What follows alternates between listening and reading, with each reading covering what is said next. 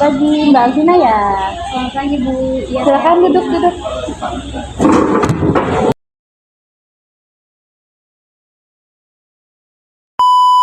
Oke, baik Mbak Alvina. Sebelum masuk ke pertanyaannya, boleh perkenalkan diri dulu secara lengkap.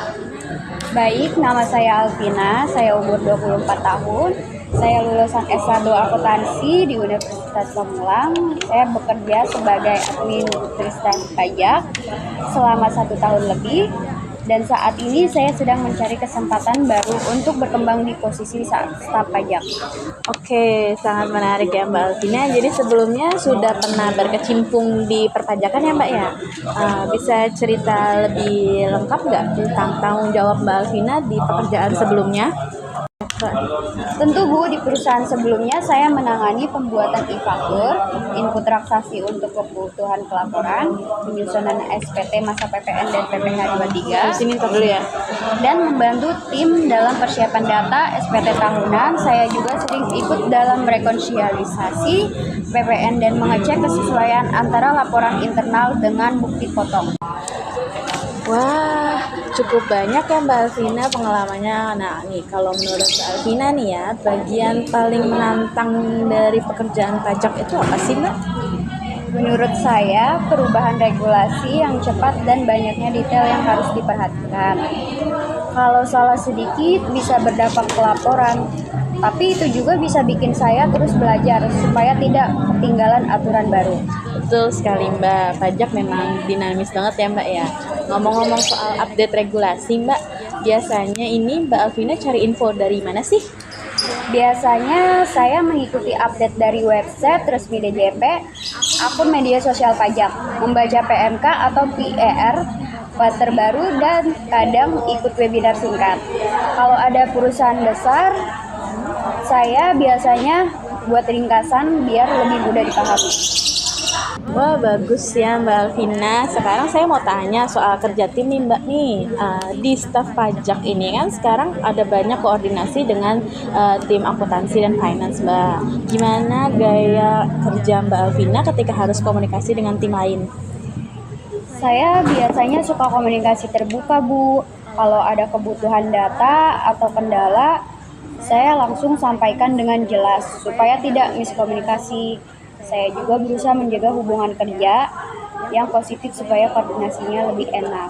Oke, kalau misalnya sedang banyak deadline nih Mbak nih seperti SPT masa, rekonsiliasi akhir bulan, belum lagi permintaan data mendadak, bagaimana biasanya Mbak Alvina mengatur skala prioritas pekerjaannya? Saya biasanya di semua pekerjaan cek mana yang batas waktunya paling dekat dan mana yang dampaknya paling besar. Dari situ saya susun prioritasnya. Kalau benar-benar overload, saya akan diskusi dengan atasan supaya ada arahan mana yang harus didahulukan. Oke, itu cara yang bagus nih Mbak Alvina. Untuk pertanyaan teknis sedikit nih Mbak nih, apa perbedaan mendasar antara koreksi fiskal positif sama koreksi fiskal negatif? Koreksi fiskal positif biasanya menambah laba fiskal, misalnya karena biaya yang menurut pajak tidak diperbolehkan. Kalau koreksi fiskal negatif mengurangi laba fiskal, seperti pengakuan pendapatan yang secara fiskal belum diakui. Oke, baik. Jawabannya sudah tepat ya Mbak Alvina. Terakhir dari saya nih Mbak nih, apa motivasi utama Mbak Alvina melamar di posisi ini dan di perusahaan ini? Saya melihat perusahaan ini berkembang cukup pesat dan punya sistem yang jelas. Saya ingin bekerja di lingkungan yang bisa memberi tantangan, tapi juga mendukung saya terus belajar di bidang perpajakan. Saya merasa posisi ini cocok dengan pengalaman dan tujuan karir saya. Baik, terima kasih Mbak Alvina. Jawabannya bagus-bagus dan cukup jelas bagi saya. Sebelum kita tutup sesi wawancaranya nih Mbak nih, ada yang ingin ditanyakan nggak dari Mbak Alvina ke saya?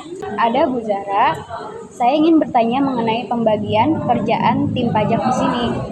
Apakah setiap staf menangani pajak tertentu atau bergiliran? Oke, Jadi gini Mbak Alvina ya, di sini kan kita pakai pembagian area ya Mbak ya. Misalnya ada yang fokus sama ke PPN, ada yang fokus ke PPH 21, ada yang handle SPT tahunan. Tapi tetap saling backup. Kalau ada yang lagi overload atau cuti, jawaban saya sudah cukup jelas Mbak Alvina. Baik Bu, cukup jelas. Terima kasih Bu. Sama-sama. Baik, proses interview hari ini sampai di sini dulu ya Mbak Alvina. Hasilnya akan saya infokan by email paling lambat di minggu depan. Baik Bu Zahra, terima kasih atas waktunya. Sama-sama. Terima kasih kembali ya Mbak Alvina. Selamat menjalankan aktivitasnya kembali.